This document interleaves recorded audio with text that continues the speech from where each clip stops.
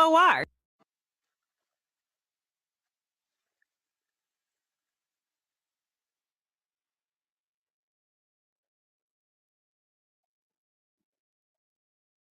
Good morning, Lincoln. Back. Tuesday, welcome to the morning. Hookup. Hi there. Back on a Tuesday. Hope your Tuesday's off to a great start. Well, I tell you what mine is. We don't give free shout outs a lot, but I tell you what, anytime you go around and there's the blessing of some food that gets dropped off, I tell you what, you know me, I'm not the breakfast guy either. I just had another crepe from Crepe Cafe in the conference room. Woo! Sausage, egg, and cheese, a little hollandaise sauce spread on it. That's innovation to the crepe. Oh my god. Savory. Last time I had the Nutella one. This time I almost went that same route. They got a peanut butter banana. I know it's not good for your diet right now, but my goodness, that was fire in the morning. I know you're jealous. I am. You know, I had for breakfast. Oh, let's see, because you're on that. I didn't know what are you calling your diet right now? I'm on a calorie restriction. You're a restriction. You're grounded. Yeah. You're grounded. I had a protein shake. That's what I had for breakfast. What is the protein shake of choice though? Like you gotta do. Is it the same one every morning? Oh, okay. Okay. Are we going shout outs here? Are we going to dropping brand names? No, that's okay. We can drop what we want. It's our show. The Optimum Nutrition Gold Standard 100% whey vanilla ice cream flavor. Oh my! Just sounds sweet. And you just mix it with water. That's it. Just water. Yeah. Some people like they add in they do the milk in there. Yeah. Now, you get a protein powder that's good enough that you don't need to mix it with milk. No. You'll save money in the long run. See, the milk thing to me, I hate milk. I think it's like growing up as a kid. That's all I got. Turned me off to milk. I'm not dogging milk companies. Not dogging you guys. I'm not a huge milk guy either. Not dogging you. My kids drink a lot of milk, right? But I'm just not the milk guy. Growing up as a kid, going to my grandma's house, we had two rules, when we ate with her. And there are other ones, but these are the main two. You got one glass of milk. That's all you got. The only chance you got to get a second glass was to eat your entire plate. We would dog the milk, right? Drink the milk and look around like, man, I got 3/4 of my plate left. Don't ask grandma because she's going to swap you. Whap, whap. That's all. It was one glass of milk. I could do chocolate milk. Nope. Chocolate milk and me still get along good. But like 2% whole milk, skim, whatever it is, I'd rather have water. Yeah. Protein shakes, those are good. Protein shake, yeah. My kids are all about protein shakes. Right now, I've got Ty 5'11". He's like 150 soaking wet, just trying to eat for days. Protein shakes. Oh, the mass gainer. Yeah, he's trying to, man. He's trying to. But then I got Tanner. He's the same way. Just small dudes. Welcome in. A lot to get today, boy. Baseball today. We're going to talk Nebraska Creighton. What that means. We'll throw some stats at you. Husker.com has a lot of great midweek stats on Nebraska. As we know right now, they're 6-0 midweek. Also, about 10 minutes or so, Robin Washit, HuskerOnline.com. We'll go look back on Husker hoops. Also, let's look ahead because I think now it's probably a good time. You can close the book on the great 25-26 season, but we got to look ahead because there's now there's work. What we need, what we're going. There's, I'm assuming right now they're doing exit interviews at all the players. We know the seniors that are gone. Who else is going to make a decision to stay or go? There's a lot of speculation out there. Price, he's going to test it, folks. You know that, right? He's going to test the waters to get feedback. Oh, yeah. You have to. Doesn't mean he's going. You'd be irresponsible not to. Frager, what that looks like. Because, yesterday he's asking people to come to Nebraska, right? So we'll talk to Robin. Brian Munson, HuskerOnline.com. Get a recap spring game. What, they're like 50 kids on campus recruiting-wise? Is that right? Yep. Something around there? Big week. Because I still think, I know we kind of we haven't poo-pooed on football or the spring game, but spring games in Nebraska still mean more than other places. We're still blessed, whether it be 25,000, the attendance announced, or maybe there's only 10. I don't know, don't care, but it still means more. Some of these kids walked across that stage on the field and went, whoa. These are more people than I've ever played in front of. I visited other places, and there's way more people still here. So we'll do that. Stories we missed. Also, a couple more segments we're going to throw in today. How about a Masters countdown? Start looking at the Masters countdown, maybe some great moments in Masters history. And we might look at some, Elijah and I were talking this morning. I threw some ideas out, some this day in sports stuff, some fun as we start marching along. But tonight, not going to be great baseball weather. As you can see outside right now, or feel outside right now, it is blowing like 25 to 35, maybe getting to the mid 50s. By the time game time tonight, Nebraska will be up at Charles Schwab, taking on the Who Jays of Creighton at 6 p.m. tonight. Gavin going to the bump. He's had a good one so far. He's 2-1, 2.8. Creighton looks like they might be in a bullpen type situation. Ian Kuzman 0-2, 6.57 ERA, going to the bump against Nebraska. This will be on ESPN Plus. Let's see. The field faces southeast. Okay. Which means wind-wise, we're going to be looking at... Is that going out to right center? I'm trying to get my directional. I'm directly challenged. It's going towards like the left field line, which has never been. It's going to be blowing across the field. Which this has never been. Again, if you've been in the College World Series or whatever, kind of towards that third base. Yeah, it's never been a home run park. No, this isn't the old Rosenblatt Dinger Park. Okay, never been one of those.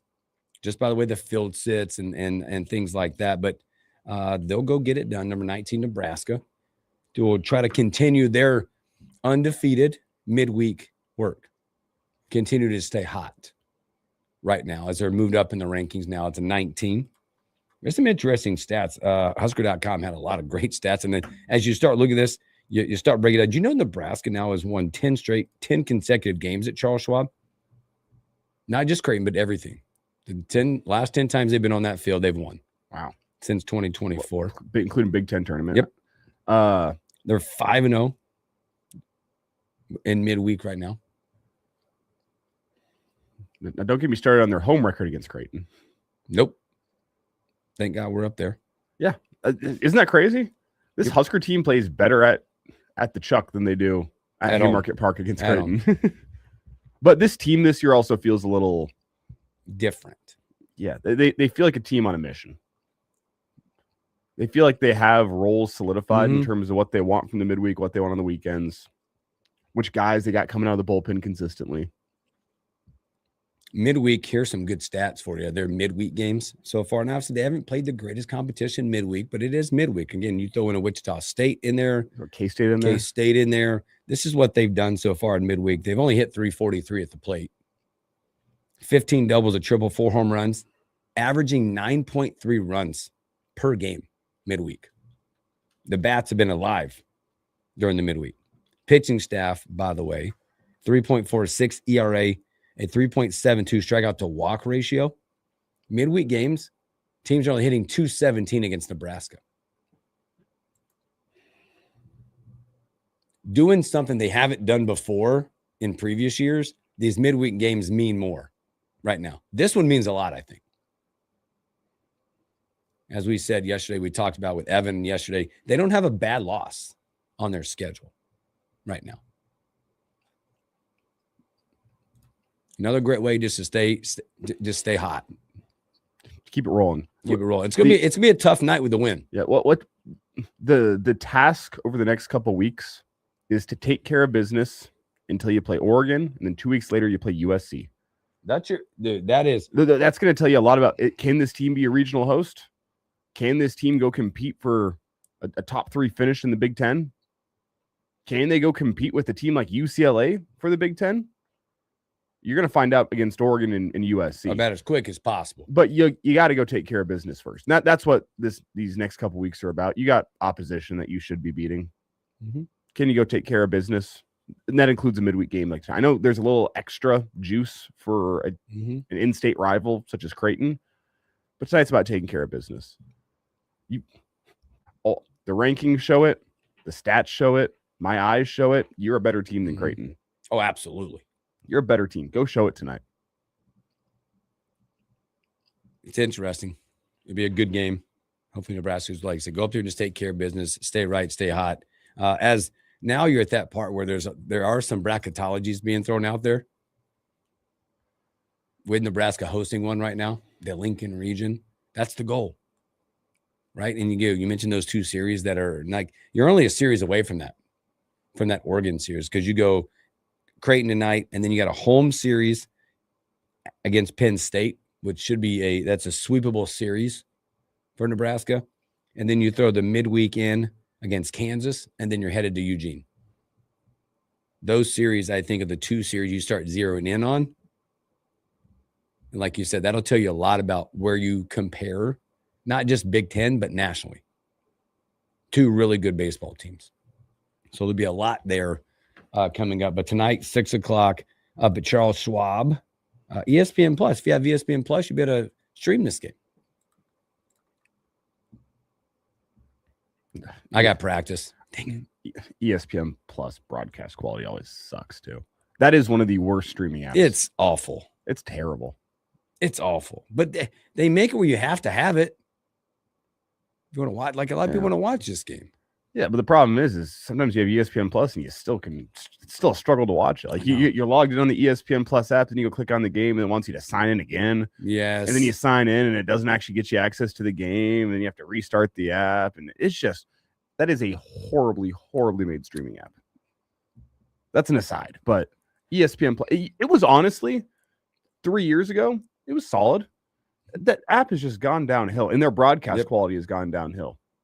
The commentators they bring on, not great. Not great. It feels a lot like when you Big Ten Plus. Yeah. When you stream from, like, Nebraska's very blessed with their Big Ten Plus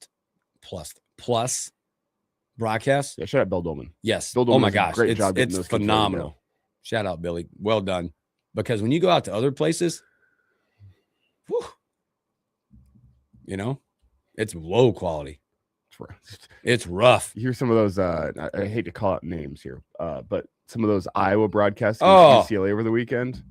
Oh, it's brutal. It's brutal. And I don't say that to totally degrade Iowa. Yeah, you do. I say that as go listen to some other broadcasts and then hear how blessed we are here. Oh man, with the student broadcasters at the University of Nebraska. You have no idea. I went back. By the way, let me add, not just Bill Dolman. There's also John Schrader down there. Yep. I know Rick Galloway, I believe, is recently retired, but he's done some great work with these kids as well. There's a whole team of folks down there that do a great job training up the next generation and getting them ready to go. And Nebraska, compared to the rest of the Big Ten, got incredible student broadcasters. Head and shoulders. By the way, I saw on Twitter this morning, and I hadn't had a chance to because I stepped away from basketball after the loss, right? I got a chance, and it was posted. I have this retweeted. The last few minutes with Justice and Bobby's call. My goodness. Nebraska Vandy. Oh boy, stellar. I was waiting for someone. I didn't know how it works. I know the NCAA's got their laws and whatnot. I had this sent to me a couple weeks ago, and I'm like, I don't know if I can post. I was waiting for somebody else to finally jump in the somebody water. Do it for me. You get in trouble first, and I'll get it out there. Yeah. So I got it retweeted. If you want to check it out, you can check out my Twitter at Herbal Essences is where you go. You can find the call, Justice and Bobby's final call, Nebraska Vandy. It's good stuff. It's really good stuff. Speaking of being blessed. So, all right, here we go. Good morning, Arlo. Good morning, Flood XN. Good morning, Todd. Let's take our first break. And speaking of hoops, let's go. Let's go with Robin Washit with HuskerOnline.com when we return.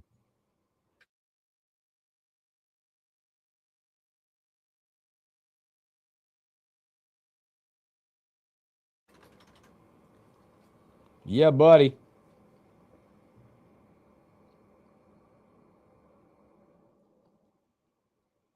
Good stuff. Good start.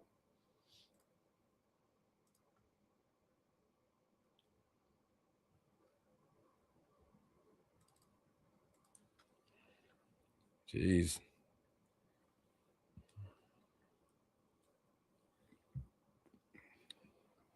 Tomorrow might be the worst day ever invented. What do you mean? I let my family know I'm on guard. Look at tomorrow's. Look at the date. Oh, ever invented. Thanks for reminding me. I got you. I'll keep you because I am not that guy. Okay. Not that guy. I think it's dumb. By the way, because that's the old man take. You were talking about this as an aside. If Ty's looking to put on some mass. Yeah.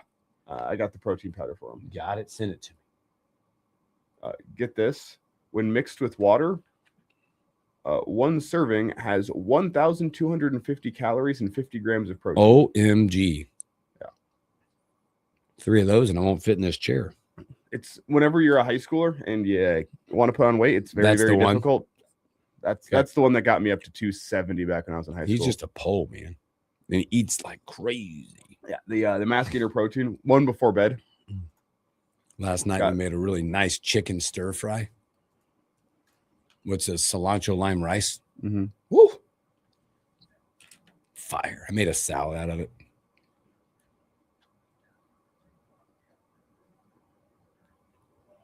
It was really, really good dinner.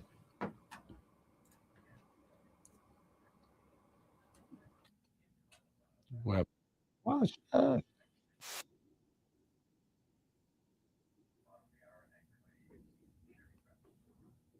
coming up. There's a lot.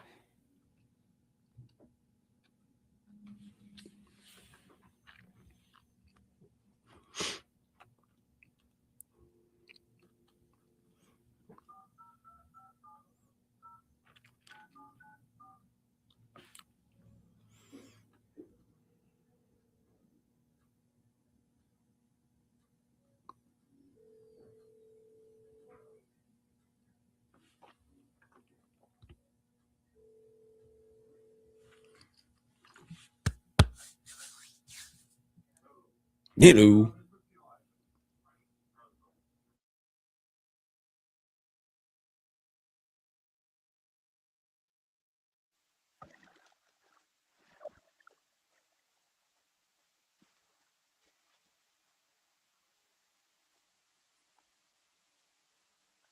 Welcome back in the morning. Hookup again. Happy Tuesday. Thanks for hanging out with us. This is our guy, restaurantlink.com. One Robin Washington. What's up, brother? What's up? Are you recharged, man? I know you got a day yesterday. You getting recharged? Yeah, I'm back at it, ready for portal season. Let's rock. Oh, baby. Well, we're gonna get that. That's gonna be it's like a zip line, probably ups and downs as we go through. But hey, let's talk about this team, 25-26 Nebraska hoops team. I know we've done this, but I mean, reflect on the journey a little bit with these guys, what they've done. And again, I know it's because all of us walked out of there, or all of us, but either watched it or walked out of there really PO'd, hurt, tears in the eyes. I had an 11-year-old that was crying on the way out. But when you look back, talk about the journey of this team. And honestly, I think the biggest thing is what it means for Nebraska basketball going forward, because you feel like you kind of put your name on the map a little bit nationally, but also predominantly in the Big Ten. Yeah, I mean, it goes without saying they kind of changed the perception of Nebraska basketball and did things that have never been done. This program, things that many people thought might never happen in their lifetime, and did so against a lot of odds and a lot of doubters, and kind of showed that what they're building here has a chance not only to compete at a high level, but do this consistently with just kind of the formula they figured out. So the season was unforgettable in every respect, and going to create some memories for Nebraska fans of all generations for probably the rest of their lives. But now, like, the fun part is, like you said, that they've kind of got the foundation set now to not only replicate what they did this year, but potentially take it even further. That was kind of the message after the game, that these guys want they feel like they've set the bar now, where it's not just we need to go to the tournament or we need to win a game in the tournament. It's we need to go to the Elite Eight. We need to go to the Final Four. We need to win a national championship. And with what they did this year, that goal and those types of expectations have never felt more real. Hey, Watch, you mentioned generations. Talk about the generations, because obviously there's a distinctive groups out there generationally. There's the older group that spent so much time in, whether it be Devaney or in moving over to PBA and just sticking with this program forever, the alumni. But then there's just, like, I don't want to call it the youth movement, because hopefully I'm still in that. It's that 30-year-old guy, like they're seeing a winner. Like, I talk to my kids about it. Like, this is the first real true Nebraska team winner that they've seen in their lifetime? Yeah, for at least from the men's perspective, and that's a big deal because as much fandom and as much as they want to invest themselves, they haven't gotten a lot of return in their lifetime. They haven't experienced what guys our age did with football and kind of watched that run, and or even our parents and our grandparents. They got to see what it was like for Nebraska athletics, at least on the men's side, to be a national power. And, basketball still has a ways to go to, even sniff that territory. But I think this season showed that, what is possible with men's basketball, and the fact that you have a fan base that's just starving for success and relevancy and, the respect on the national stage. Like I said, this is kind of the first real sniff they've had of it, at least for the last, 15 years or so. So it's kind of an opportunity now for basketball to capitalize on that and maybe capture a portion of the fan base that is just wanting to latch on to a winner and support a program that, like I said, has kind of built a model for sustained success. And in the era where fan support has never been more important in the aspect of donations and financial support, that's a pretty big deal, especially for a program like Nebraska basketball that has been kind of lacking in that department for a long time, and hopefully that can change now going forward. One of the special things yesterday, Robin, was to see that post-game speech from Fred to the team, in such an emotionally charged moment to go. I mean, have that speech was special to see as a fan. But also I think special from the head coach to be able to, in that moment, be able to pull that one out. And one of the important things I think he said was in the future, we're going to win these type of games. And I think that really speaks to what Fred thinks he can do around here. And that you're talking Sweet 16, that's special for a lot of programs. There's plenty of programs across the country that have never seen a Sweet 16. Nebraska gets their first Sweet 16, they lose. And Fred's first thought after the game is, hey, we're going to start winning these games in the future. Yeah, that's why I said the bar's been raised. They don't want. It's not just about hoping to make the tournament and hoping to win a game. It's now the second weekend is the expectation, and now the goal is to take it even further beyond that and get to the Elite Eight and get to the Final Four. And again, it's going to vary year by year, especially in this landscape of college basketball, but I go back to that formula and that model that has gotten Nebraska to this point, with more financial support, like we talked about. I don't see any reason why that can't be a realistic goal to take this thing to even a higher step than this unprecedented season we just saw. Again, we're speaking to Robin Washington with HuskerOnline.com. We'll watch it. Let's look ahead. Let's talk about two of the commodities that are coming, minus the portal, because we'll get to that. But again, Nebraska basketball, they found, like I said, the formula about fit. And again, these two are freshmen. They're coming in. But talk about Rice and Lanier, about how they fit into this current program. And do you see any impact from those two early on next season? Yeah, definitely. I think both can play. We'll see how much, but I think both are skilled enough to make an impact, assuming they adjust and adapt to the Big Ten level that is kind of required for any true freshman to make that jump. But Colin Rice, if you want to talk about fit, basically if you were to copy and paste Price Sanford, that would be Colin Rice. Like, they're very similar. Colin might not be the shooter that Price is. Very few people are, but he's more than capable from 3-point range, and he can do it all. He filled up the stat sheet all season at Waukee Northwest, following in Price's footsteps, and was the Gatorade Player of the Year in Iowa, which Iowa high school basketball was really good. So that's quite the achievement. And he's just ultimate high character guy. He's really tight with the Sanford family, obviously dates Price's younger sister. So that was a big draw for him coming to Nebraska. And so I think he'll be a seamless transition on and off the court. Jacob Lanier, he put up video game numbers all season long down in Arkansas. led his team to a 5A state championship while averaging like 30 a game. So he is a high volume scorer that, I think could bring instant offense. The thing, that just with a guy like him and anybody else is just, adapting to the physicality and defense. Some of the games that they played, like, he put up big numbers because I don't even know the level of competition they were playing against, but state champion's the state championship. So I think that he has the skill and the offensive tools to make an immediate impact. But with both those guys, it's always just the Big Ten is a completely different animal than anything they've ever seen, and the physicality required and the strength and conditioning you have to put in even before the first game is such a kind of a defining X factor as to whether a true freshman can come and play substantial minutes. Braden Frager wasn't ready a year ago, and that year that he spent developing over his redshirt year made all the difference for him to hit the ground running this season. So it all depends on the player, the work they put in, and just maybe the situation around them, because keep in mind too, Nebraska's bringing back quite a bit of its core from this past season, and they're going to try to add 2 new starters at point guard and center. So minutes are going to be hard to come by, but if those 2 guys are good enough, there's no reason why they can't be contributors from day one next season.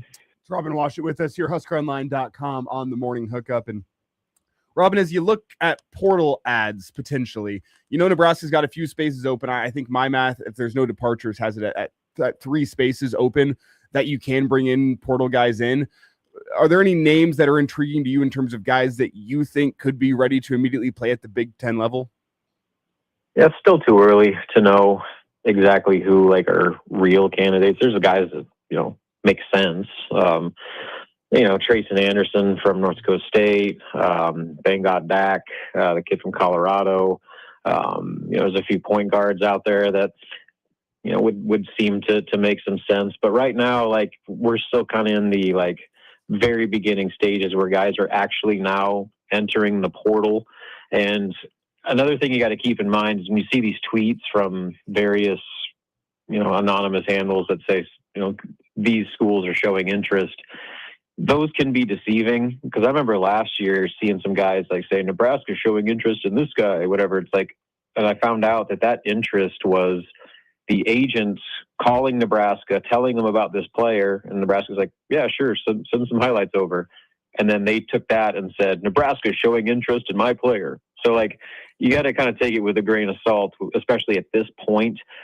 Once you start seeing visits happen, and those will begin April 1st, that is the real time when you get to see who actually is and isn't a legitimate candidate. So I expect Nebraska to have portal recruits on campus from the day that the portal opens on the 7th.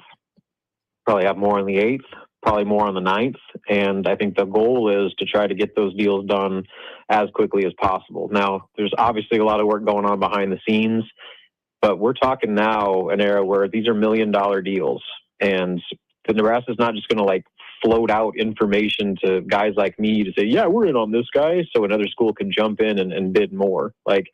It's so much more behind the scenes process now that you don't really know who's real, who's not until they physically set foot on campus for a visit. So these next few weeks, I think, are going to be kind of just getting a feeler about potential targets, who may be available.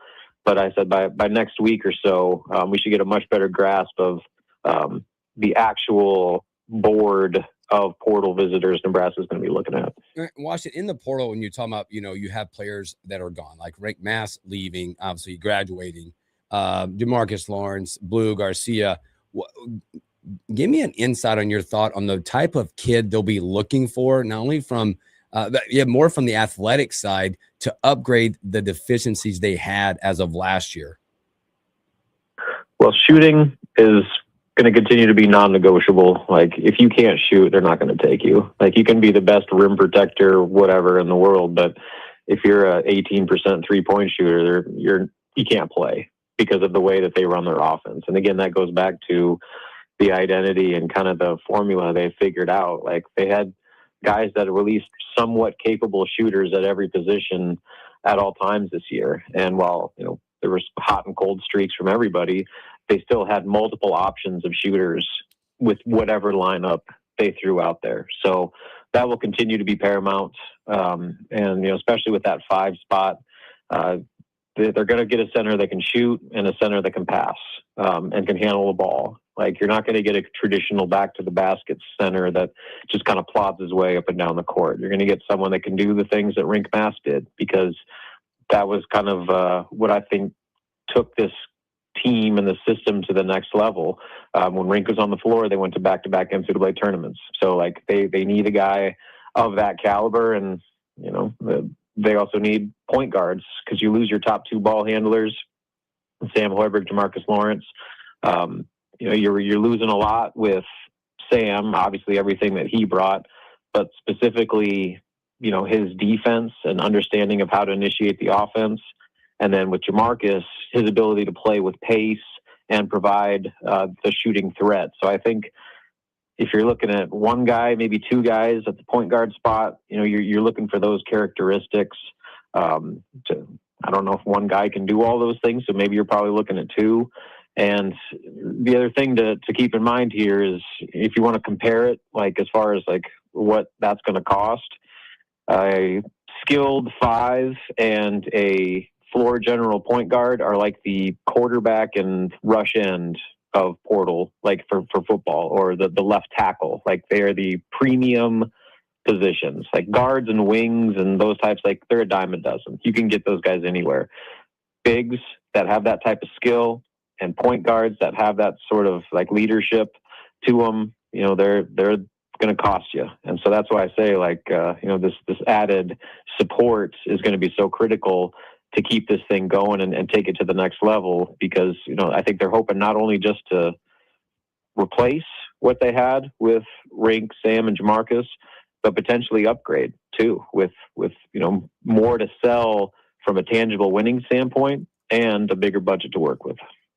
And correct me if I'm wrong here, the portal opens is it 7 days from now? April 7th, yes. Okay. Whenever that portal does open, a week from today, do you expect Nebraska to be one of those teams that moves quickly, or do you expect Nebraska to be patient and really take their time through this portal period? Because you've seen kind of both strategies across college basketball. Nebraska has been more patient in recent years. Yeah, like I said, they're going to have visitors right from the get-go. I think those first 2 days, you're going to see guys on campus right away, and they're going to try to get those things locked up as quickly as possible, because the longer you draw it out and the more visits guys take, the more expensive they get, and oftentimes will kind of put you out of your price range. That happened last year. The kid from USC, Ezra Assar, he visited, and like basically he was all locked up to go to Nebraska, but he left without committing. And USC jumps in and says, "Hey, we'll double your price." And Nebraska's like, "Okay, well, thanks for visiting." And he ends up going to USC and averaging almost a double-double. So, like, that's where you can't be too patient. I mean, you don't want to just go like cut checks to cut checks and make bad investments. But if you have a guy that you are confident fits everything that you want and has a price tag that you think that you can compete with, you got to get that deal done, because the longer it plays out, the more schools get involved, and the higher that price comes, and can maybe at times ruin a good situation for you. Again, we're speaking to Robin Wash with HuskerOnline.com. Robin, not to look too far ahead, because obviously you have the portal and you've got freshmen coming in, but you have confirmed that there is a visitor that'll come April 20th. Donovan Davis. Talk about Donovan Davis a little bit. Big-time prospect out of Wisconsin. Yeah, 2027 kid. Yep. He's been on campus a few times, unofficials, and I think he took an official this summer, fall. Either way, he's one of those like top scoring wings out of Wisconsin. Kind of fits the bill of the prototype kind of on ball wings, like the Bryce Williams, Braden Frager type that have really thrived in Fred's system. So he's the guy to look at for the next cycle as maybe one of those priority high school recruits, like a Colin Rice type. So he's made a lot of visits, but they've kind of all been to the same schools: Wisconsin, Iowa State, Iowa. obviously Nebraska. Marquette is another one, and he just seems to kind of be making the rounds specifically with those schools. So he's a top level recruit, kind of a bona fide Big Ten prospect that Nebraska seems to have a good spot with. And I believe he was there for, he's one of those big, I want to say it was the Iowa. Yeah, he was in for one of the big home games that he kind of got to see firsthand what the peak of PBA is all about. So Nebraska's already made a pretty big impression on him. And again, the fact that he's coming back for yet another visit and yet another official visit seems like they're at least in good position heading into his final summer before commitment time.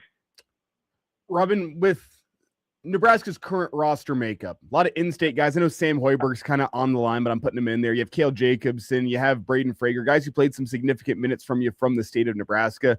Are there any names that you're looking at here in the coming years as potential names that might be on Nebraska's radar to bring them in, whether it's as freshmen or whether it's, hey, go off to like a Trace Anderson, go off to a North Dakota State and come back to us after a couple years? Are there any names that you have on the radar there?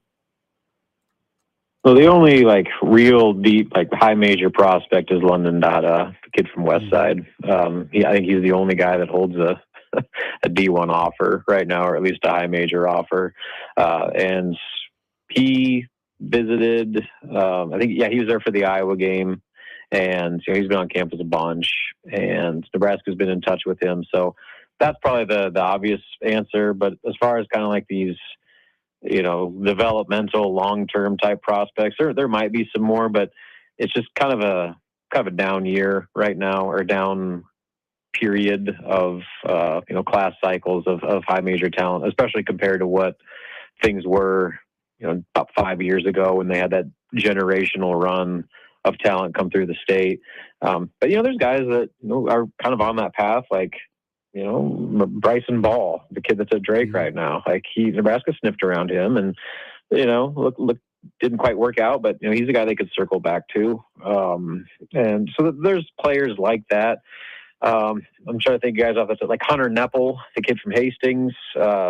They were interested in him when he was a sophomore, and the development was maybe a little bit slower to where he's not a guy they're going to take out of high school. But we've seen guys that like the Mike Doms of the world that are not recruited whatsoever out of high school and develop into top level players. So there's plenty of examples of those type of guys that Nebraska, I think, has done a really good job of keeping tabs on and leaving that door open and making sure that they're building the foundation for relationships with those guys, so that if and when they develop themselves into kind of bona fide high major prospects, Nebraska can hit the ground running and not have to start over from scratch.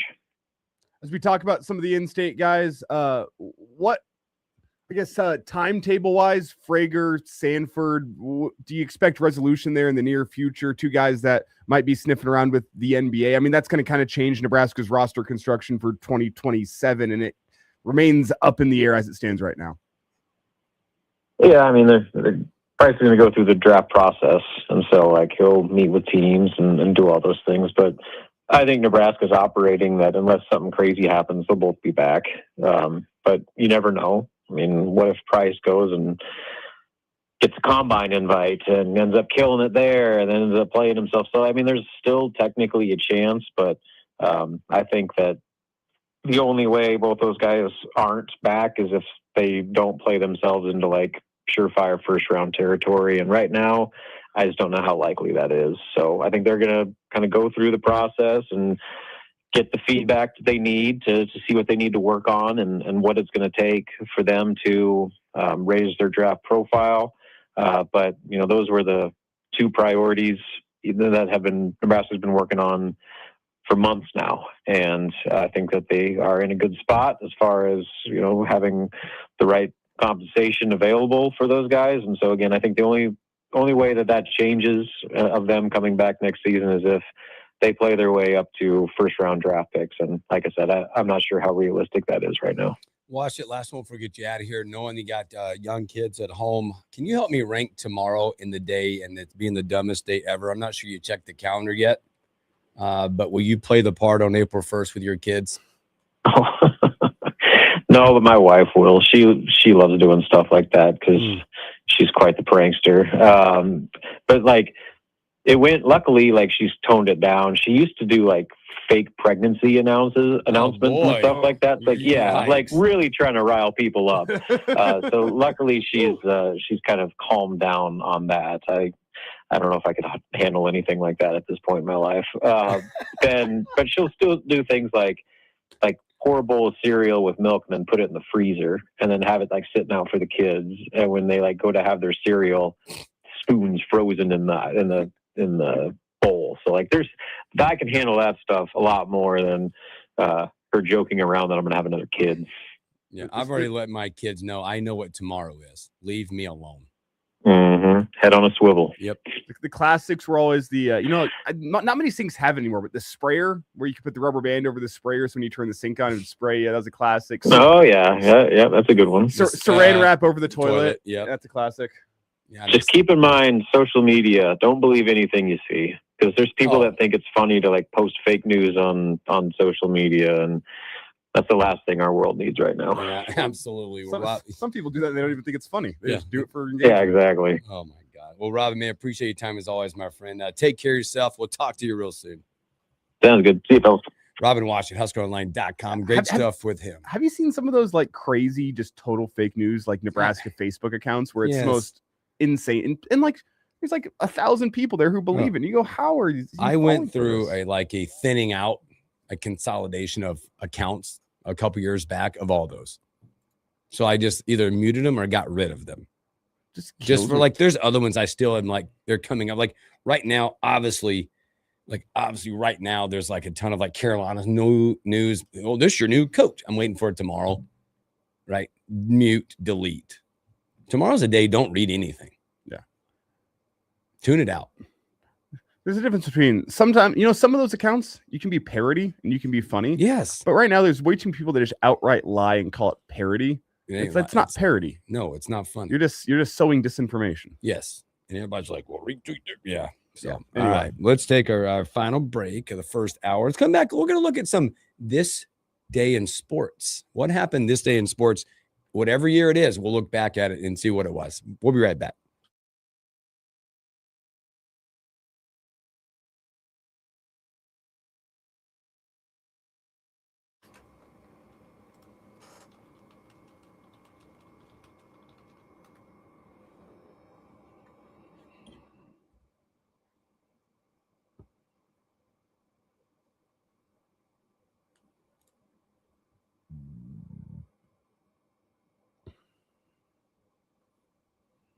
Another fun part about all of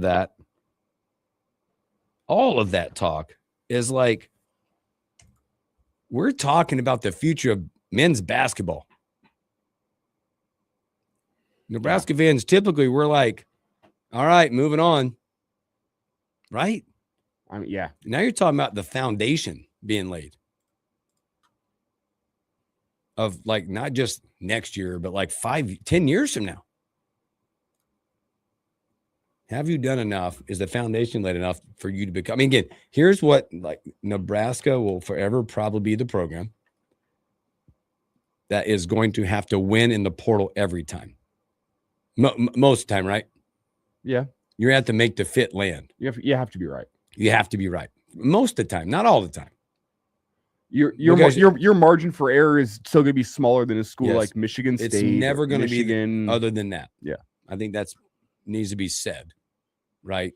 This newfound money, if there is that case, which we've heard, it's still going to be well spent.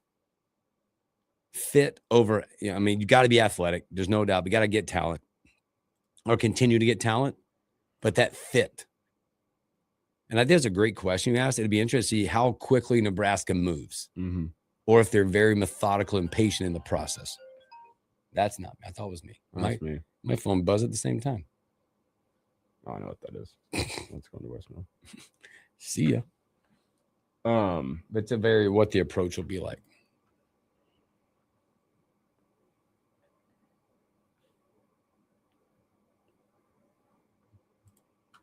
I believe that was the community blood bank calling me. Is it time? It's been time. We need your blood. Boy, everybody's in like nice shirts today. I'm impressed. I knew that would be the fact coming in here. Like for those, there's big happenings today at the radio station for those out there listening. Total. I was like, I thought about it this morning. I'm like, I'm not going to be that guy because I know everybody else is going to be that guy. How do you stand out on a day like today? We're sports guys. Yeah, we're come to work like you dressed, mm-hmm. right? I just saw. I'm not calling names. Somebody on our sister station to the left. You're right. And like a button up. Odd. It doesn't feel right. No, there's a couple people around here who wear button ups every single day, and it's normal. That's good. For them. Stay that part. Yeah. Some people like comb their hair, don't have a hat on. Listen, I know my place around here. Look, true that. You be you, bro. I literally woke up this morning, thought about it, and went, nah, man, nah. Is that 10 o'clock happenings today? Is that what it is today? We won't be around. We have a show. We have show. Showtime.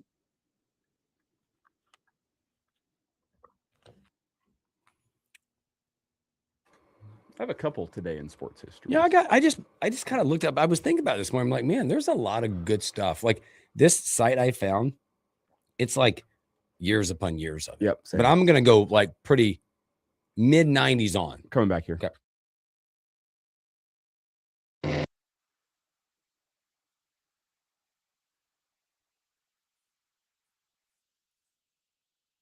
Welcome back to the morning hookup. Special thanks here to one Robin Watts with HuskerOnline.com. Hope you guys are all having a great Tuesday. Let's look back, man. A new segment we're going to start running, hanging out with, and then doing this day in sports. We will find Husker stuff if it applies. But this day in sports, looking back, I found this one. What do you got? I got a big. You got a big one. I don't have mine. Aren't big. You're just kind of like line items. I got a big one.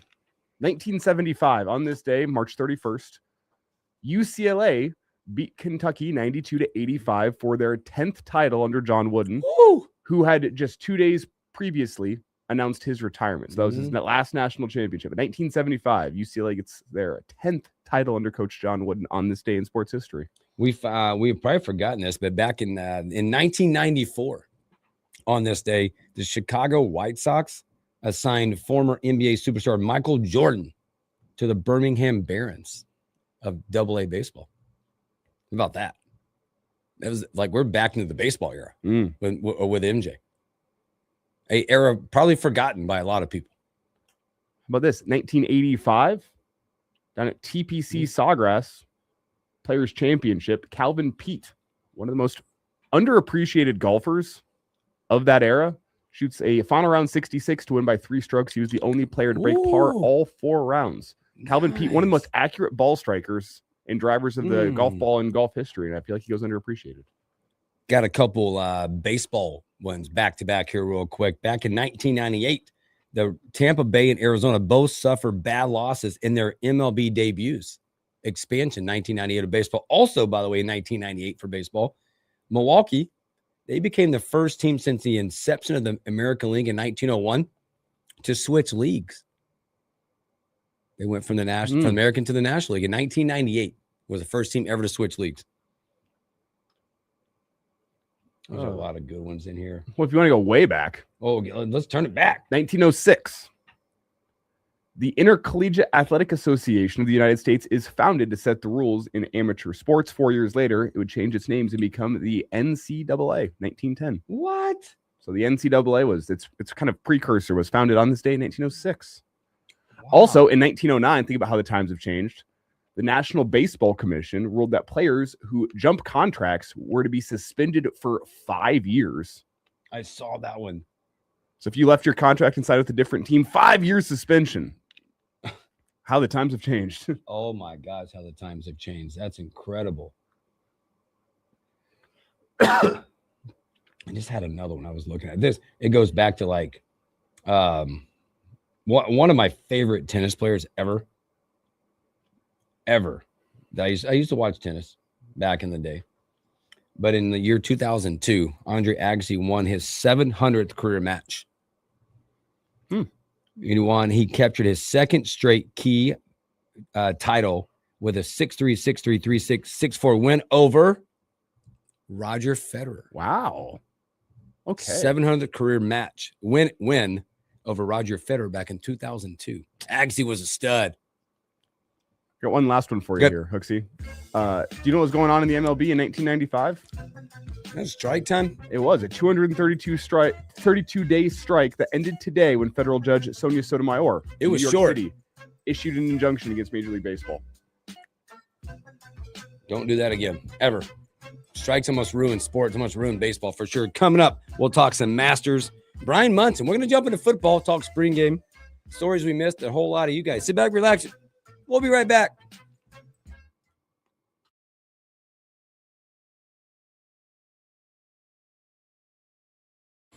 KFOR and Legacy Retirement Communities are now taking nominations for the Jerry Joyce Living Legacy Award to honor compassionate, caring, unsung heroes in our area who have never received recognition. The selected individuals will receive up to $2,500 to donate to the nonprofits of their choice. Nominations should be 500 words or less and be submitted at KFORnow.com. You may also send to Carol at KFOR by email or mail through April 20th. This award is given annually in memory of Jerry Joyce, Legacy's founder. I started using when I was 13. Taylor is in recovery from an addiction to prescription opioids.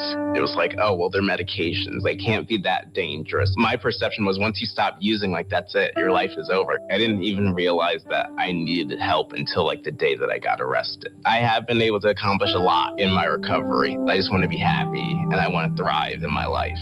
If you or someone you know is struggling, there is hope. Recovery is possible. Visit cdc.gov/RxAwareness. You have 3 ex-wives and your current trophy wife wants a life insurance policy 3 times the size of the policies you had to purchase for your previous mistakes? If so, you need to call Big Lou at Term Provider, 800-345-2789. Big Lou is intimately familiar with your problems, and if you're 50 or 60 years old and in reasonably good health, a $1 million policy should only cost about $100 to $200 per month. Big Lou may have a solution for your previous policies as well. You may even save enough money to lighten the load on your new $1 million policy. Remember, call Big Lou. He's like you, except he's only on number 2. Call Term Provider at 800-345-2789. That's 800-345-2789 for $1 million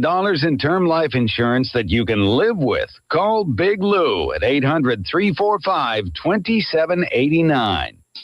1 in 3 adults has prediabetes. 1 in 3. That means it could be you, your football buddy, your football buddy, or you, your best man, your worst man, you, your dog walker, your cat jogger. While 1 in 3 adults has prediabetes, with early diagnosis, prediabetes can be reversed. Take the risk test at doihaveprediabetes.org. That's doihaveprediabetes.org. Wait, did they just say 1 in 3 adults has prediabetes? That's 33.33333% of adults. That means it could be me, my boss, or my boss's boss, or me, my favorite sister, or my other sister. That's 7 members of my 21-person romantic book club. Wait, the 1 in 3 could be me, my karaoke partner Carol, or my karaoke enemy Jeff. I'm going to take the risk test at doihaveprediabetes.org. Brought to you by the Ad Council and its Prediabetes Awareness Partners. Lincoln's local news, talk, sports, and weather station. FM 101.5, 1240 AM, KFOR, and KFRX HD3, Lincoln. From ABC News, I'm Sherry Preston. In a nearly unanimous decision, the Supreme Court has ruled against a law banning conversion therapy, a discredited practice to try to talk to an LGBTQ person into changing their sexual identity. ABC's Stephen Portnoy has details. It was an 8-1 decision, finding that Colorado's ban on conversion therapy violates the First Amendment and has the state engaging in viewpoint discrimination. The holding of conservative Justice Neil Gorsuch was joined by liberals Elena Kagan and Sonia Sotomayor. But Justice Ketanji Brown Jackson wrote a solo dissent calling the majority opinion unprincipled and unworkable, noting how widely discredited conversion therapy is within the medical and scientific community. Colorado had tried to argue that the law does not violate free speech since it's a form of health care that the state has a responsibility to regulate. With the war against Iran in its second month now, President Trump posting online today that other countries need to step up and help secure the Strait of Hormuz. Defense Secretary Pete Hegseth saying he agrees with that. He's proven that when he speaks, he means something. And he's pointing out, you might want to start learning how to fight for yourself. It's something some of us have been saying for quite some time. You can't just have flags. You have to have formations. You can't just have a few ships. You have enough to affect change. The war pushing the price of energy to new levels. This is a record-breaking spike in the cost of gas. According to Gas Buddy, the national average is now above $4 a gallon for the first time in more than 3 years. Gas prices are up $1.07 since the start of the Iran war, marking the biggest monthly increase on record. ABC's Elizabeth Schulze. The Sheriff's Department report on the Tiger Woods crash has been released. It shows his eyes were bloodshot and his pupils dilated when he was interviewed following it. 2 hydrocodone pills were also found in his pocket. Asked if he took any prescription medications, Woods answered, "I take a few." You're listening to ABC News. Wesley Financial Group is not a law firm. Ask yourself this question. Is it really worth holding on to that timeshare that you know you need to get rid of? Here's the truth. The average maintenance fee just went up over 17%. That could have been 117%, and there's nothing you can do about it. When you buy a timeshare, you give them a blank check for annual maintenance and assessment fees. I'm Chuck McDowell, founder of Wesley Financial Group. For 15 years, I've helped over 50,000 families cancel their timeshare. Not sell it, not transfer it, cancel it. Did you buy a timeshare because they told you it was a great investment and your maintenance fees would never go up? That's a lie. Are you ready to get rid of your timeshare once and for all? Simply call us and I'll send you our timeshare exit kit that explains all your options for cancellation. Call Wesley now for your timeshare exit kit. 800-979-3535. That's 800-979-3535. 800-979-3535. Changes made to regulation of ADUs in Lincoln. Good morning. I'm Jeff Moats. Windy conditions, partly to mostly sunny, 49 degrees at KFOR. Unanimous approval from the Lincoln City Council Monday toward deregulating accessory dwelling units, or ADUs. They are the second smaller homes that can be connected to a main home or detached on the same lot. Under the ADU regulation approved in 2017, they were allowed to have single-family lots in lower-density single-family districts if the lot was big enough to meet the size requirement for a two-family dwelling. Only 24% of properties in lower-density single-family areas of Lincoln were large enough for an ADU. David Carey is the director of Lincoln's Planning and Development Services Department. We have a requirement to have the owner of the property live in either the main residence or the ADU. That stayed unchanged, but what will be eliminated is the restriction that ADUs could not exceed the height of the main home and requirement of detached ADUs meet the setback of a main home.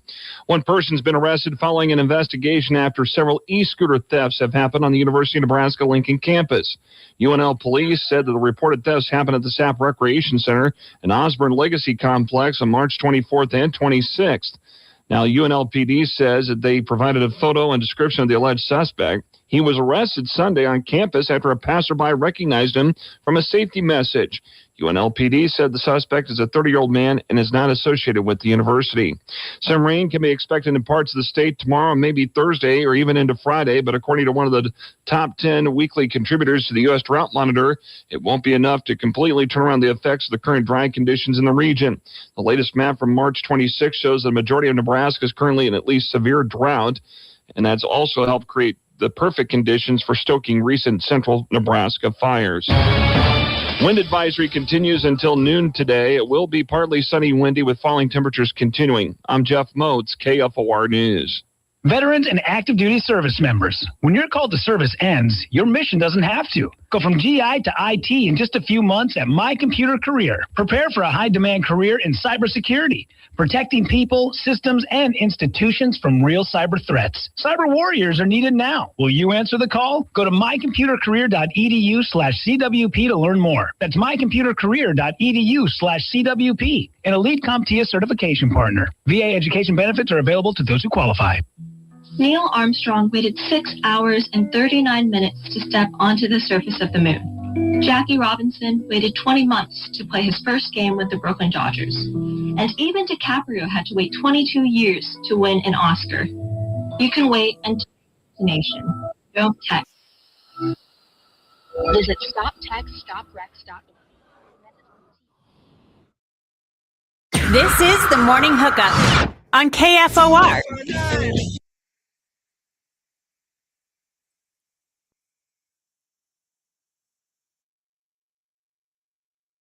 Welcome back in the Morning Hookup, hour number 2. What a theme song. What we do. Every day.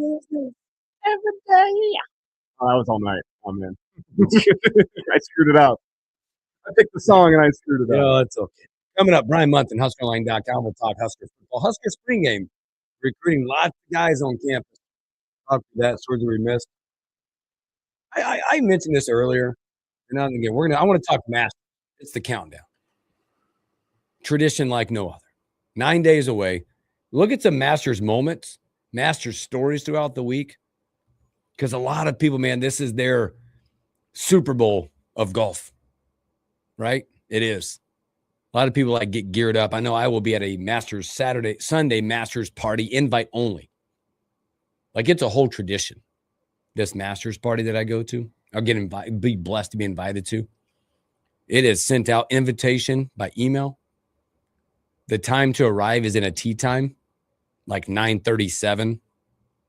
Front 9 food, back 9 food. Okay. Everybody dresses up. Not dress up, in green. You got the Masters outfits or whatever. I actually just bought a brand new pair of shoes that are Masters themed to wear to the party. Only to come out on Masters Sunday. Keep them fresh and clean. I've talked about this before. I have, what are we talking here? Until Masters Sunday. Mm-hmm. So what is that? 13, 9 12 days. 9 days. Masters Sunday? Oh, Masters 12, 13, Masters Sunday. Yeah. Yes, 13. I have that long to get my smoker fixed. Okay, let's go. Masters Sunday is a day where I need to have some ribs on the smoker. You're on the countdown. And, I've told this story before. So if there's anyone out there with any insight, give us a call. 402-489-1240.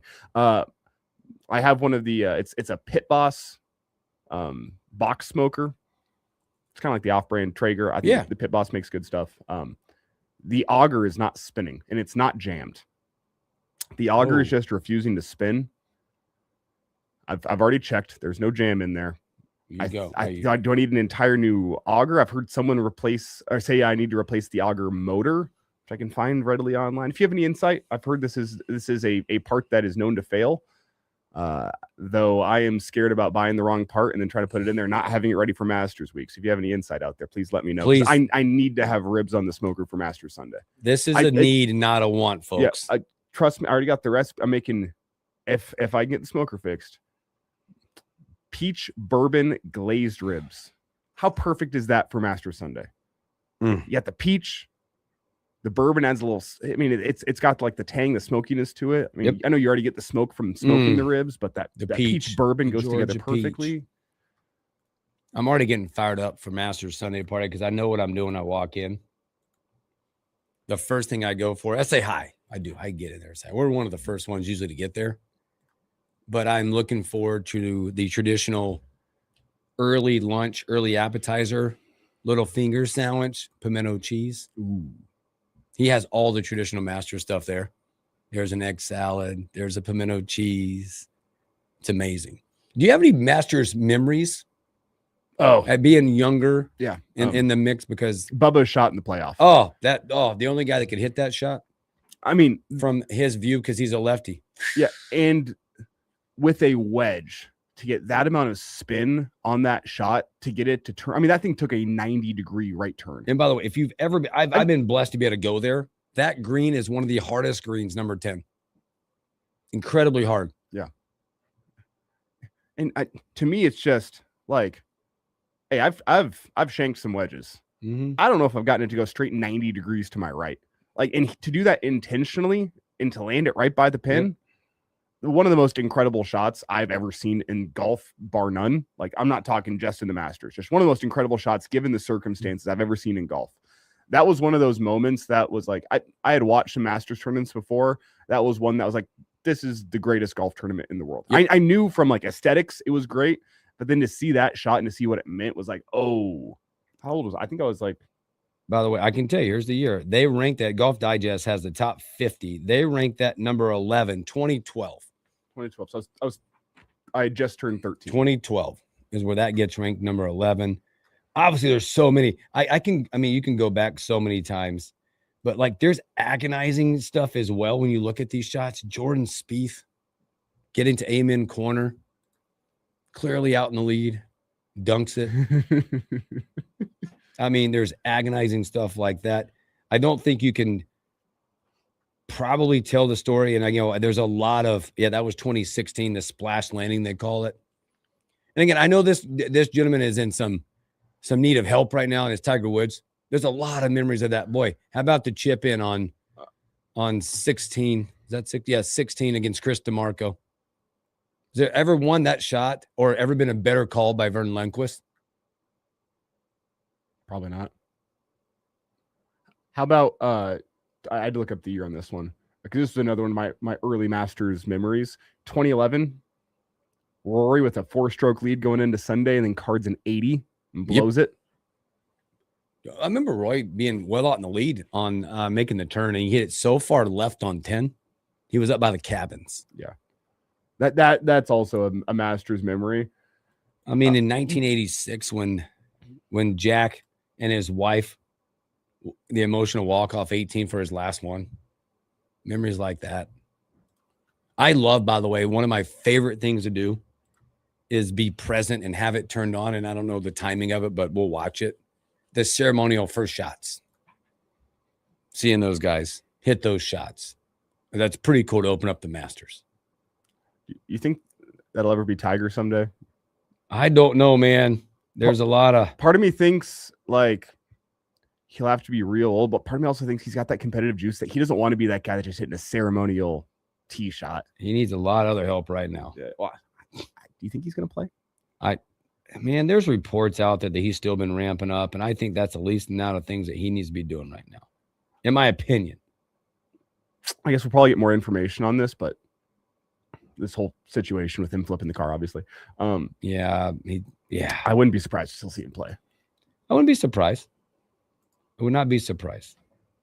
And there's so many more. You want to go back to Tiger and talk about the emotional moments. Obviously, been through a lot, still going through a lot. But the return to glory moment in 2019 against all odds, right? I would probably tell you the last one he ever wins. That's it. He's not winning that tournament again. Too many other ones out there. His return to glory. And don't forget, like, when he first won it in 1997, he wins his first one.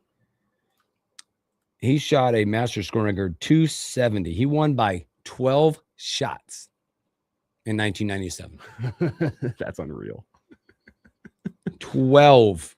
You'll never see that again. 12. I mean, how can you not get emotional at times and thinking about the gentleman in golf that was always the bridesmaid, right?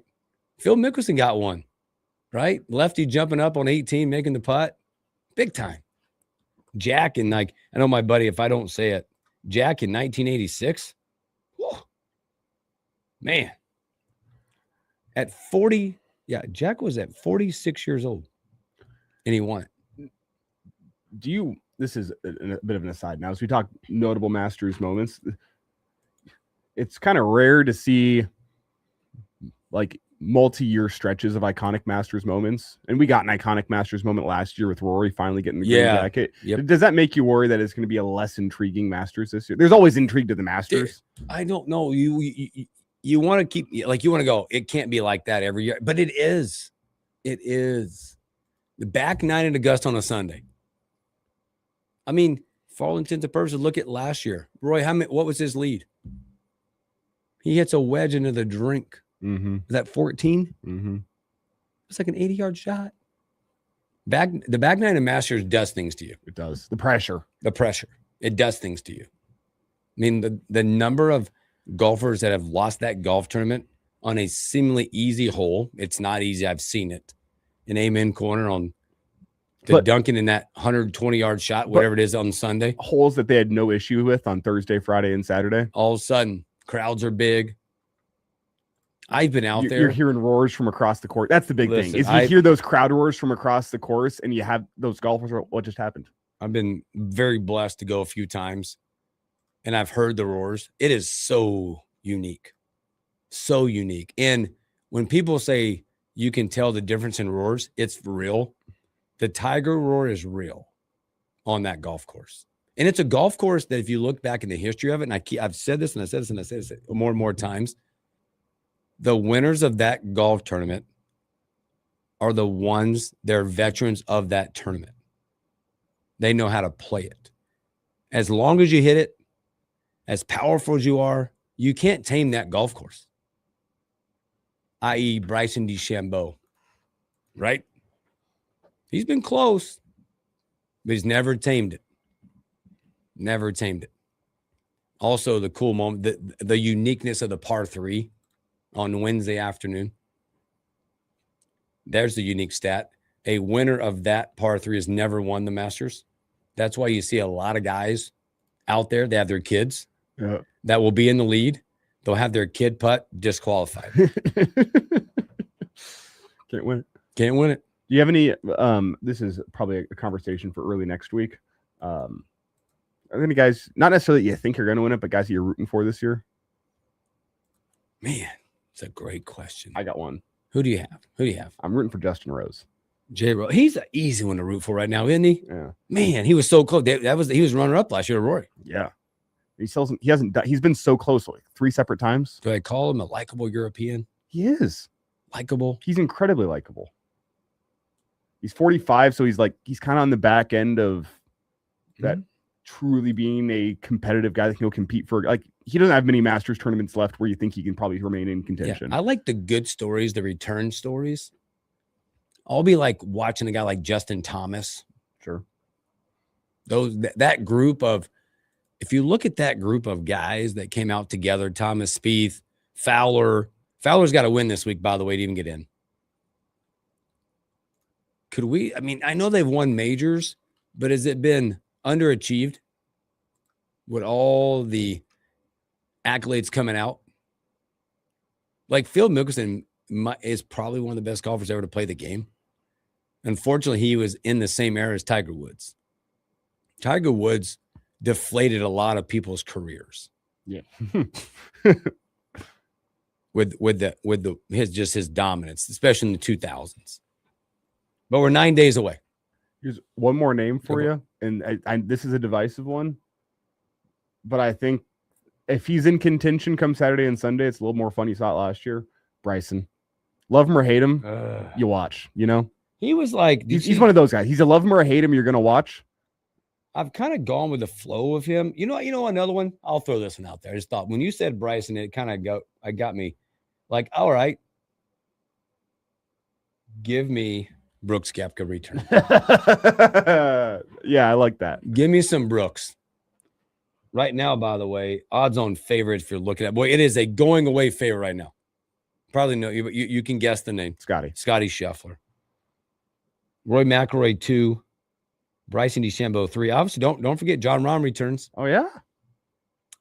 He's the 4th guy. Ludwig Oberg will come in that spot. And then Brooks Koepka plus 32. And he's in the top 15 of those guys. Where's Shane Lowry at?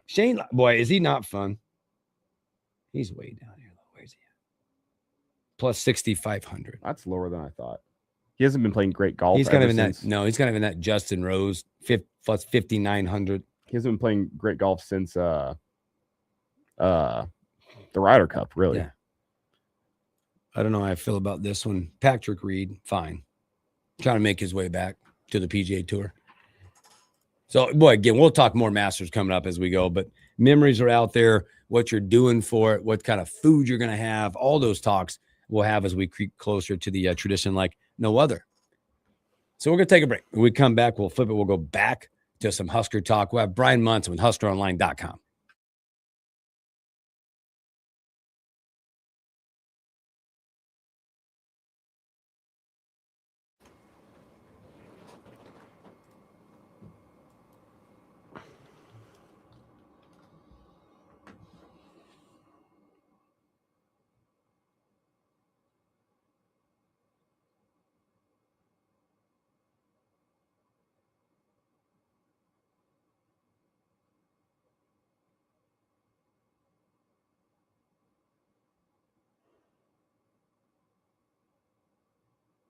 A lot of reports coming out now about the Tiger reports creeping out.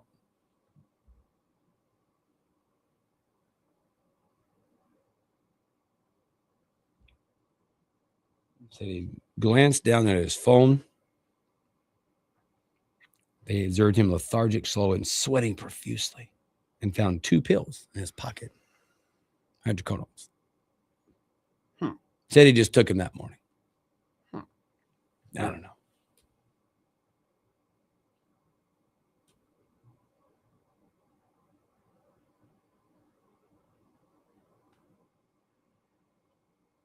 It's must be some live reports from this meeting. Are you listening? No, I just need somebody. I wish somebody would send me some live reports. I know. You're probably scared to look at their phone, man. Eye contact. Did Schmitty stick around? Did you see him? Oh, his bag's here. He went down. Okay. He dressed up for the meeting, too. Of course he did. Did you think we'd see a stocking cap this morning? No. Oh, that was mean. Tomorrow, will we? Yeah.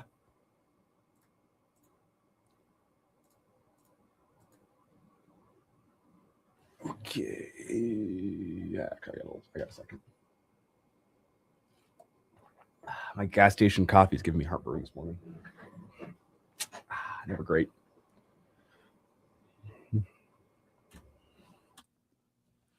Coffee.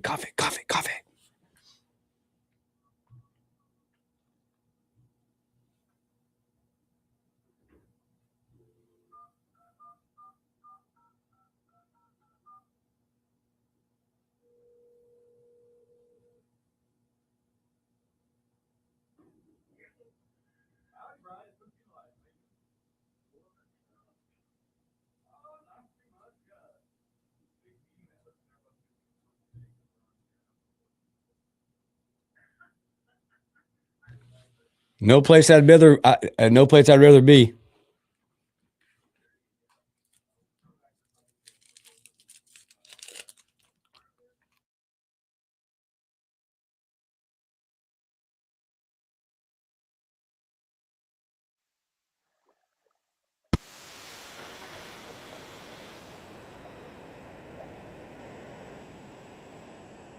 Welcome back in the morning hookup. Again, happy Tuesday. Thanks for hanging out with Elijah and I.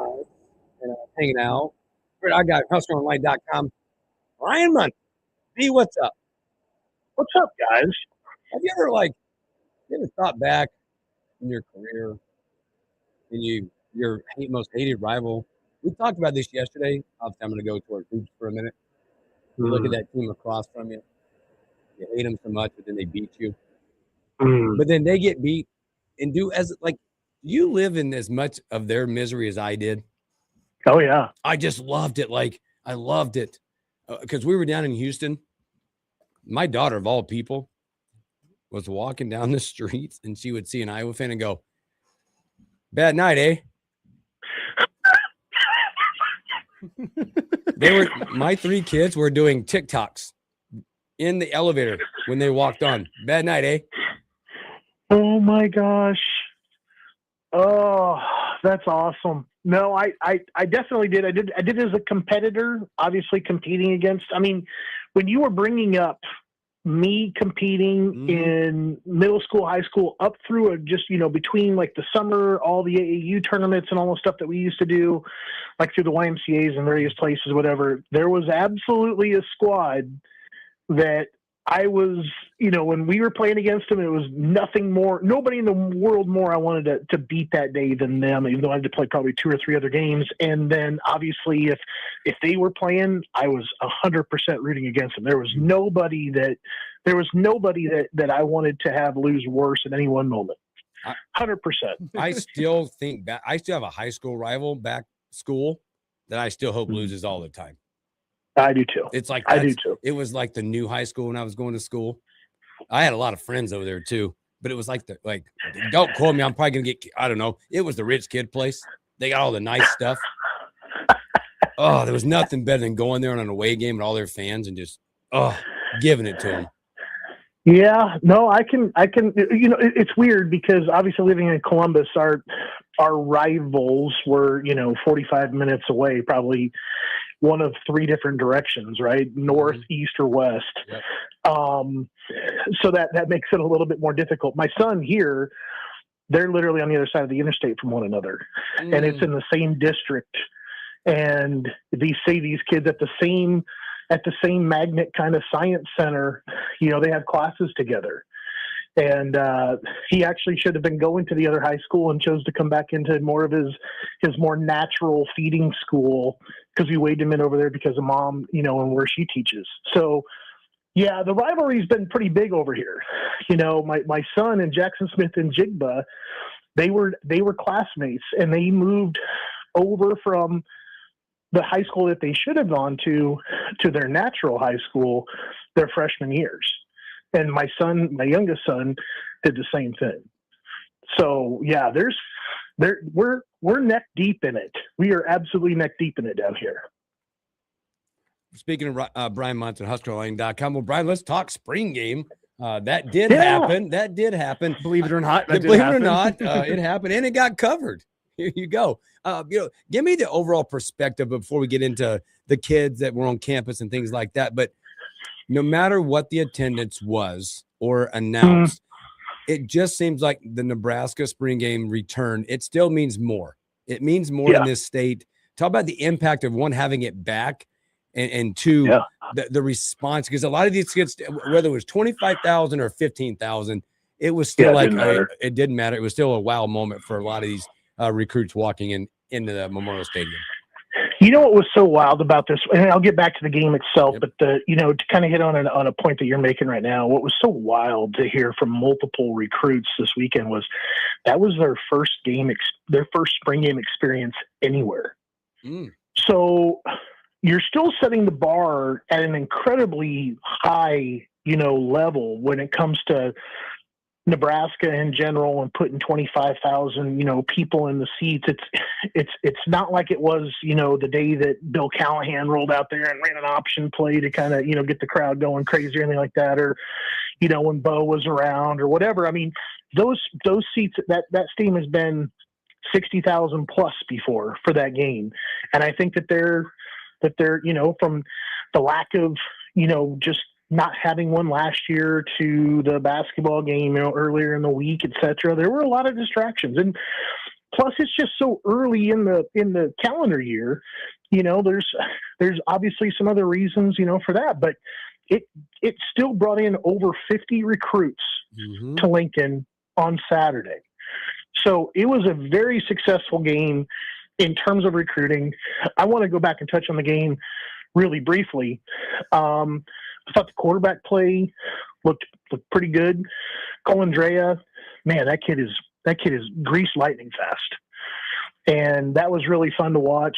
I thought Daniel Keelan operated the offense pretty well.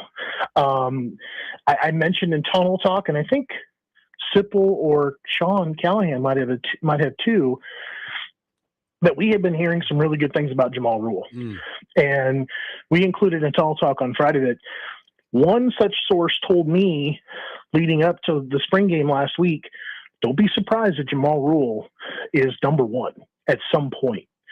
He has performed at that level so far this spring camp, and obviously breaking off the 75-yard touchdown run on Saturday didn't hurt his chances. I thought the running back room though was deep. I thought they looked deep, and that's really good. still got some questions about kind of what's going on downfield and why some guys still aren't getting open. Good to see like Luke Sorensen get involved in the mix. There's one guy that I felt like maybe got overlooked a little bit. I know he got some people to talk about him, but I had fun watching him a lot was Owen Chambliss, the transfer. I thought he looked explosive. I thought that's going to be really fun to have on that side of the football. I think there's several other guys that obviously I could kind of go ahead and mention here, but I like the quarterback play. I like the offense. I like what I was kind of seeing out of it. And I think there's a lot of reasons to say that you didn't see a whole heck of a lot. I think there's still some guys that are hurt. It'll be very interesting to see like once they get back, into the swing of things, like what happens with them. But the recruit reaction over the weekend was spectacular. A lot of those guys, this was their first trip to Nebraska. For several guys, they had been to a game day visit in the fall, and people don't understand. When you typically get to a game day visit, you're kind of an afterthought as a recruit. There's definitely the more important and pressing thing that is winning the football game that day. And so coaches don't have a lot of time for you. A lot of times, you're just kind of instructed to show up at a place, pick up your tickets, and go to your seats. And there really isn't any type of connection, back to the staff or anything at all for you when it comes to communication. So a lot of guys got a chance to go take another look at it. I think it was one of those great weekends where you put Trey Taylor and Tay Ellis into the, and Amir Brown even too, into the seats and get them to start working on other guys. They had some other guys there. Tavares Harrington was kind of a surprise guy that announced, I think, on Thursday or Friday that he was coming to town. So they are in on some spectacular 2027s. And I said this in Tunnel Talk or Three and Out a couple weeks back. If the group of visitors that we have seen so far from Junior Day at the end of January to basically right now, if the class consists of 90-95% of those names, it's going to be a spectacular class, because this is typically where Nebraska has fallen off. They get to that last visit weekend of the spring, and then all of a sudden these new names start popping up as visitors, or some of the bigger names fall off. So that's going to be the part here to kind of watch moving forward as we move into June. Brian Munson with us here. And Brian, one of my takeaways from the spring game was from a body composition and athleticism point of view, the offensive line looked different. Better time will tell, but I thought the offensive line, how they played, looked pretty different than what they look like under Coach Raiola. Have you seen a change in the type of offensive linemen they're going after as well, just given the fact that you have tackles and guards that just seem to be, they're slightly more fluid movers is the best way to put it. Sure. No, I think they're more connected because they're more athletic. I think Mubenga is a player that a lot of folks, a lot of sources to me over the last, week or so, they can't stop raving about him. They like Brennan Black and they like Tree, on the right side, but they're talking a lot about how, things have really shored up on the left side because of Mubenga. And I couldn't help, and you brought up a good point. I didn't mean to totally neglect the offensive line. I didn't want that to happen or say I wasn't impressed. They got good push all day long on Saturday. And I thought that was definitely something to watch. They are moving their feet, which is something and they are moving in one kind of contiguous kind of movement forward as a group. So I don't think I've seen that, obviously in Lincoln for a while. And I think that goes down to coaching. I think it goes down to some of the quality of the guys, particularly in the portal side. But I think some other guys are stepping up too. I think some of the younger guys that we've been waiting on, we've been waiting on some names to kind of show up, like a Preston Talamua. Some other guys, some other names are actually finally getting there. And I think it's going to make some people very, very happy. Brian, let's a big picture. I'm going to talk about the style of recruiting and how difficult it is. One, what you're tracking, but two, for these coaches. We're talking about offensive line, for example. You're going from Coach Raiola to Jeep Wade.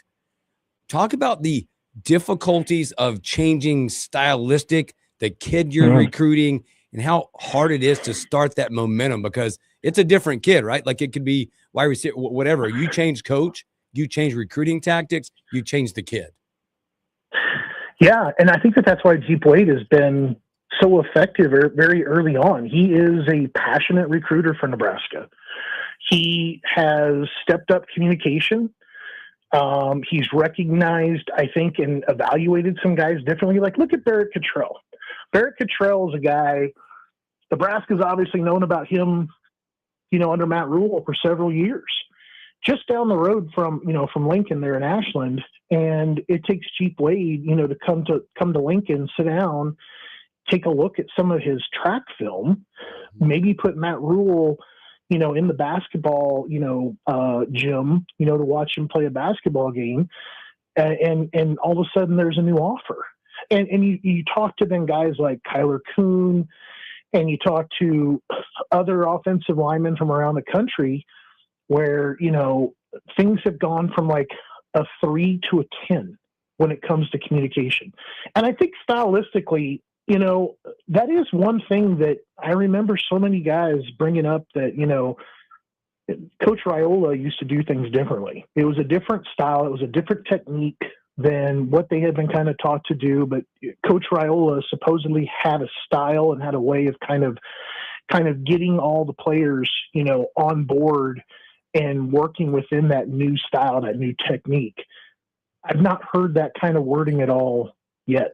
And from any of the recruits that have been recruited by Coach Wade, number one. Number two, you've already seen in a very, very short time span, that you see some improvement already on the offensive line, where it looks like they're a little bit more cohesive. There's a little bit more chemistry kind of going on there. They're kind of all on the same sheet of music.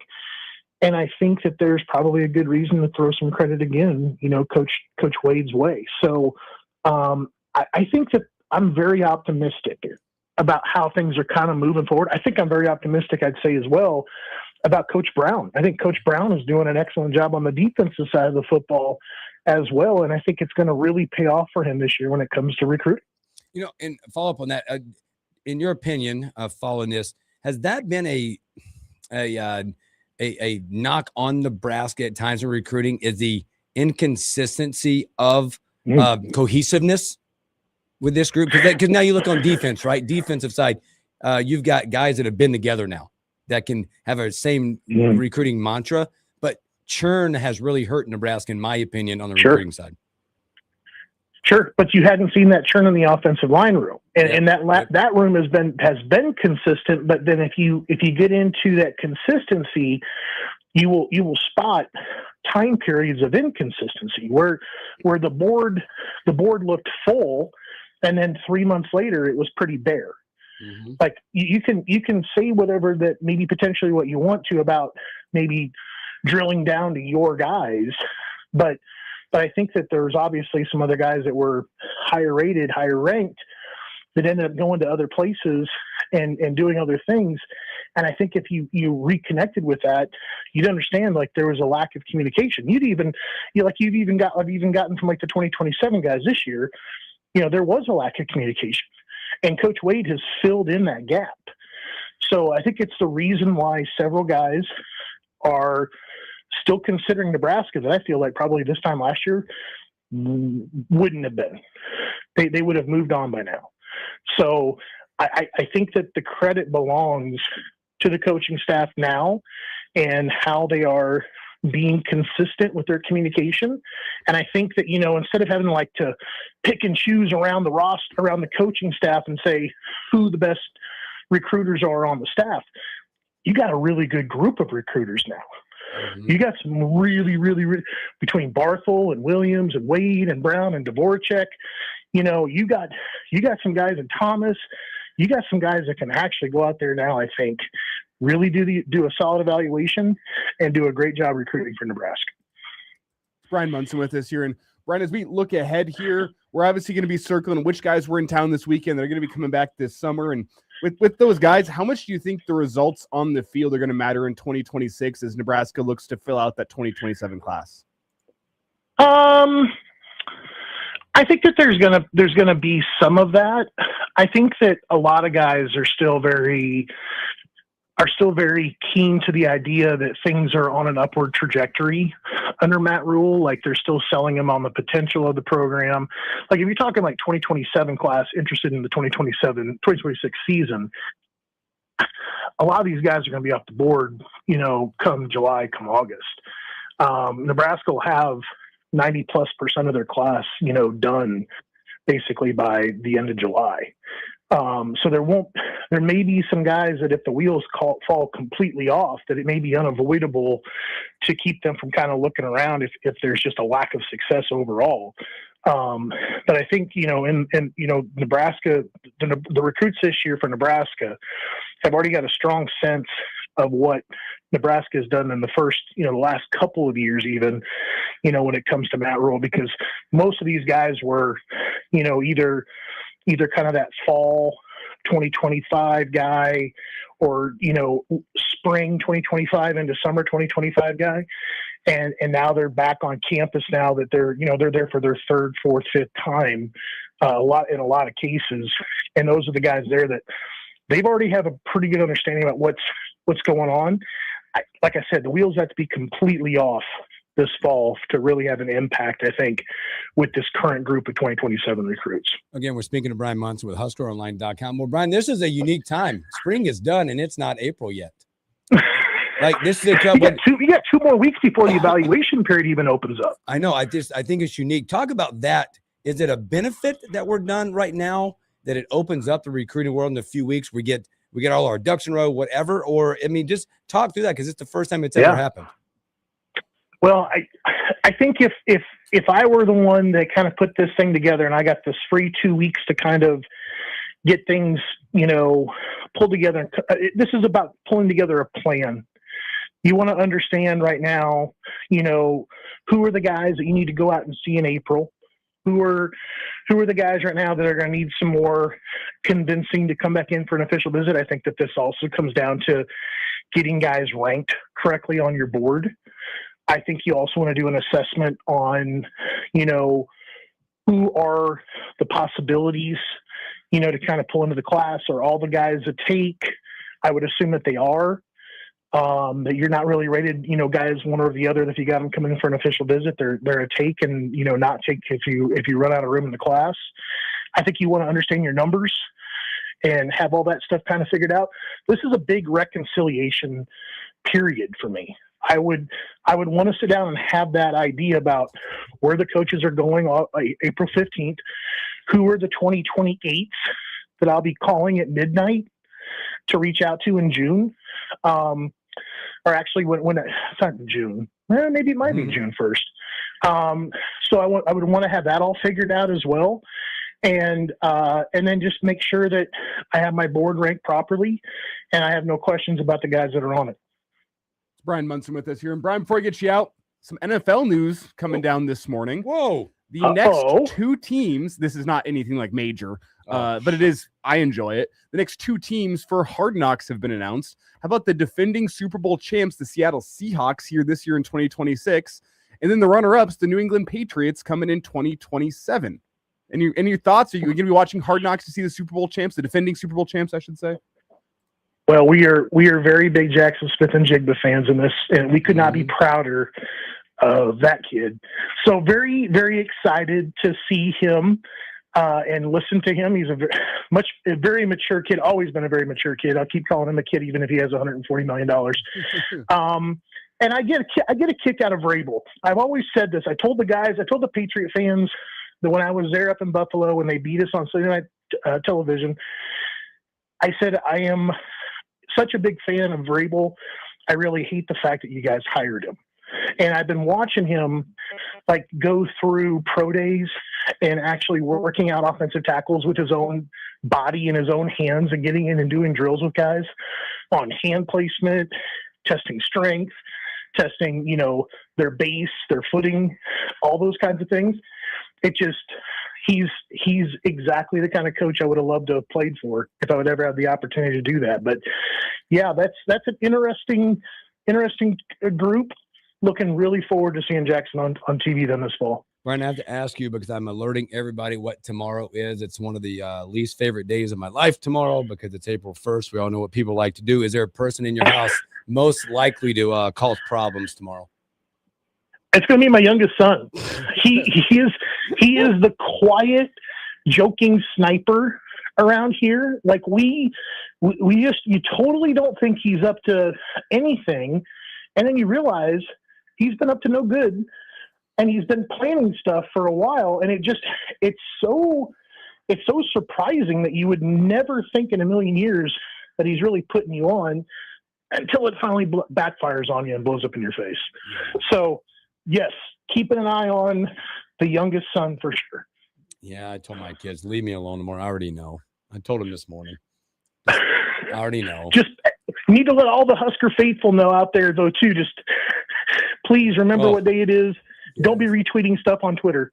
No, absolutely. Great point. Well, Brian, man, thanks for your time as always, my friend. Take care of yourself. We'll talk to you real soon. Be safe tomorrow, guys. We'll see you. Thanks, Brian. Brian Monson, HuskerOnline.com. Man, that was funny. Let's take a break. Be safe. I know, right? April Fool's Day. Be safe. Let's take a break. Come back. Do stories that we missed.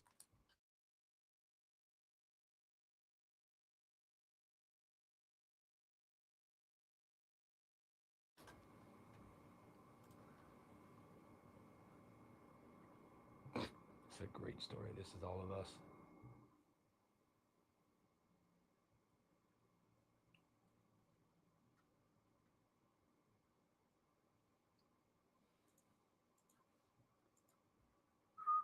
Dun, dun, dun, dun.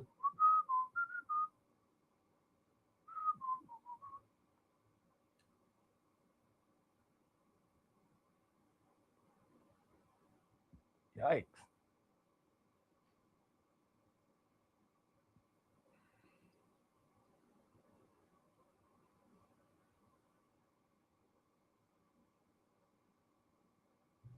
What up, Thew?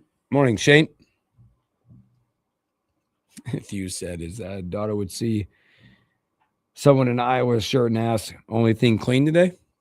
That's pretty good. That's a good one. FedEx City throughout the morning already went in the drink on 12 to set Tiger up in 19. Yep, I'm telling you. Back 9 at Augusta. No lead is safe. My favorite soccer team appointed a new manager today, and I don't like him at all. So that's great. Bad day for it. It's really quiet up here still. I don't see anybody. I saw one person. One person. I get my every once a week wave. Good old Charlie. That's all I've seen so far. So is the meeting done? I don't know. I've seen anybody. Okay, so maybe it's still going. Yeah, I think Charlie just got here. He's just doing some stuff. Also, he was meeting in the conference room. I saw that. Oh, yeah. Always got a smile on his face. Nobody. They're still down there. Now they're going to sit there and wait till the sandwiches get there so they don't lose their spot.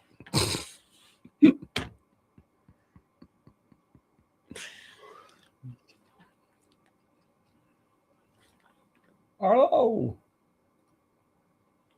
Hey, he's giving you a tip. They'll fix smokers. Got a place for you. I don't need a place. No. Well, just maybe they'll diagnose and fix it. You just don't know.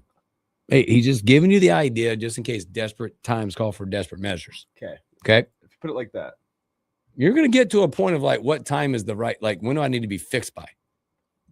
Until you're freaking out. Well, I was gonna probably deconstruct it this weekend.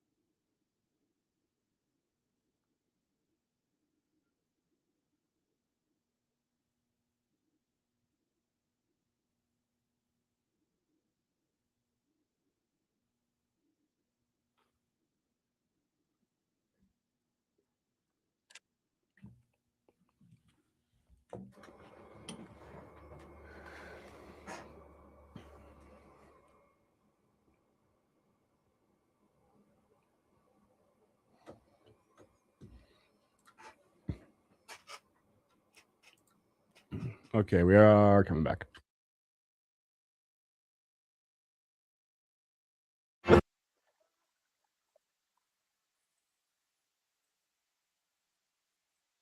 Welcome back to the morning hook. A few minutes left. Thanks for hanging out with us. A beautiful Tuesday.